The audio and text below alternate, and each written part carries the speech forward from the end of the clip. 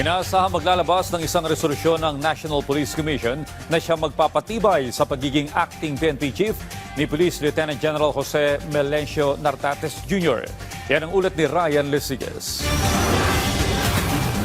Matapos masibak sa pwesto si dating PNP Chief Police General Nicolas Torre III, maraming espekulasyon ang lumabas kaugnay sa tunay na dahilan kung bakit ito natanggal bilang pinuno ng pambansang pulisya. Kabilang na dito ang umano'y pagtanggi ni Torre na sundin ang direktiba ni DILG Secretary Junvic Rimulya na bumili ng 80,000 piraso ng 5.56mm assault rifle. Bagay na agad namang itinanggi ng DILG. Sa official statement ng kalihim, nakasaad dito na wala siyang ganitong utos na inilabas. Sa halip, nang matanggap umano ng kalihim ang isang unsolicited proposal para sa pagbili ng nasabing dami ng armas, ipinag-utos niya kay Torre na suriin muna kung talagang kinakailangan ito para sa operasyon ng PNP.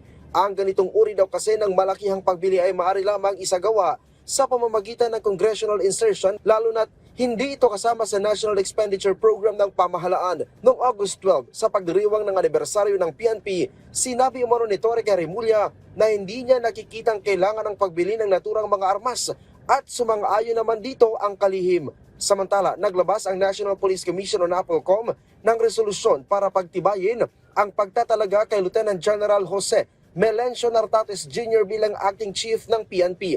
Sabi ni NAPOLCOM Vice Chairperson at Executive Officer Attorney Rafael Calinisan, layunin ng hakbang na bigyang kapangyarihan si Nartates na ganap na gampanan ang pamumuno sa PNP taliwas sa limitadong tungkulin ng isang officer in charge. We will make sure na it is all on board, kailangan po legal, so we will issue the supporting NAPOLCOM resolution to help General Nartates in the performance of his tasks.